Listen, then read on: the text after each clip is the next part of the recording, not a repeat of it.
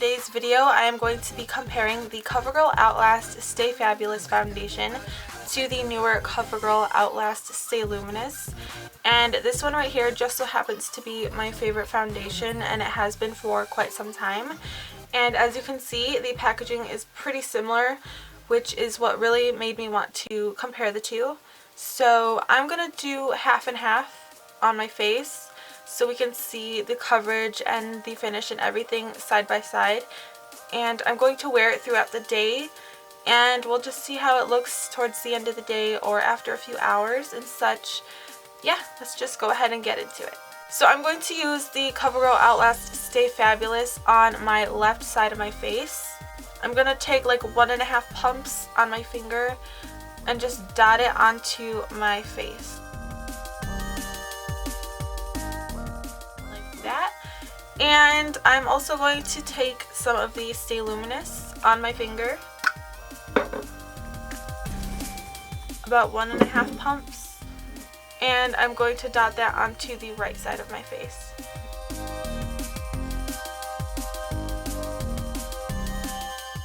The colors that I got are both 825 buff beige, but the Stay Fabulous one, it just looks a little bit more dark to me, as where this one is a little bit lighter, and the shades are a little bit off as well. This one's a little bit more yellow and this one's a little bit more warmer, which is weird because they're the same color.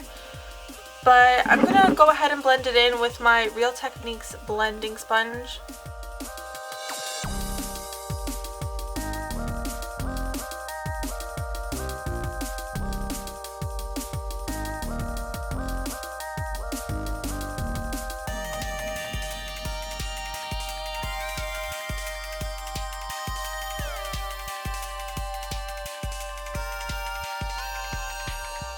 There is the side with the Stay Fabulous foundation, and I am purposely going over my lips just to see how it covers the pigmentation in my lips.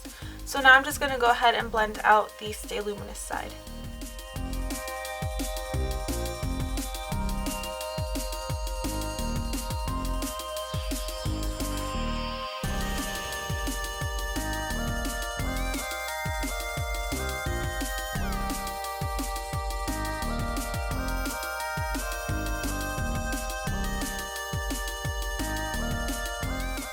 The biggest difference that I can tell right now is the finish. The Stay Fabulous side obviously is a little bit more matte because it's supposed to be, and the Stay Luminous side looks a lot more dewy as it's supposed to.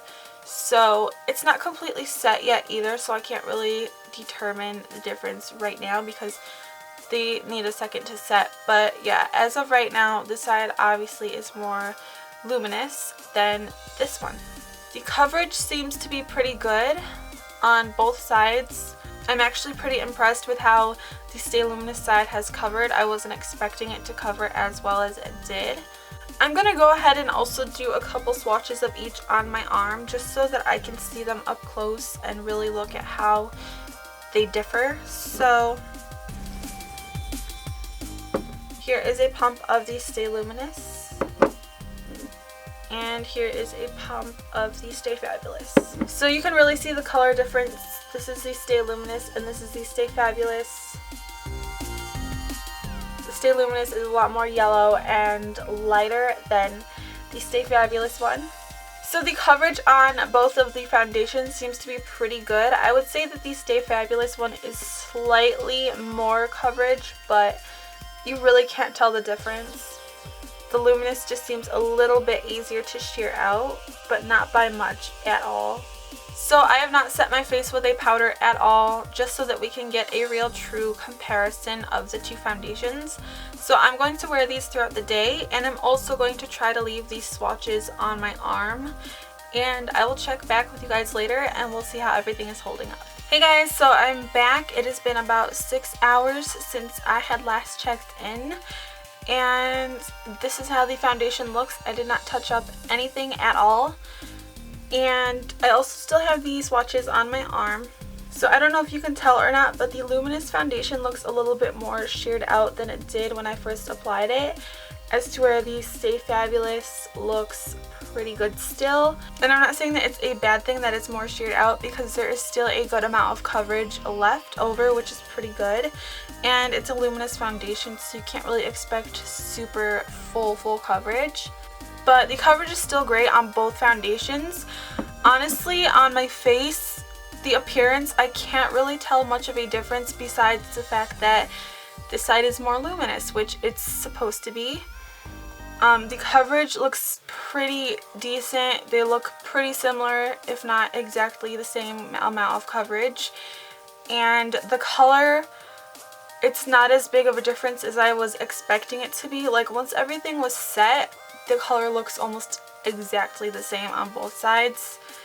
So again, this is the Stay Fabulous and this is the Stay Luminous. One thing that I can say is when I touch my face, I can tell what side is which, because this one feels a little bit more tacky, where this side feels like completely matte. Like, I can rub my face and it's completely matte. And this side I feel a little bit of tugging and I can tell that it's more tacky, but it's not a big deal to me. I would say that if you do have oily skin, I would probably want to set the foundation with a powder, because it might get to the point where it could look a little bit more greasy.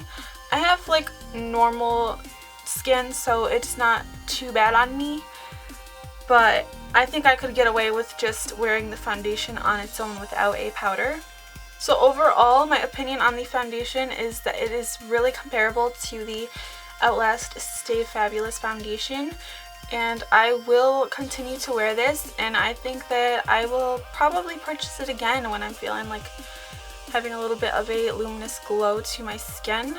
And the staying power on both of these foundations is also pretty good.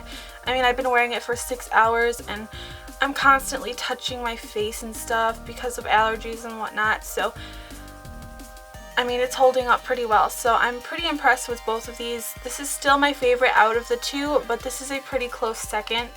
So thank you guys for watching this video. I hope that you found it helpful. Please be sure to subscribe to my channel for more video uploads from me, and I will see you in the next one. Bye guys.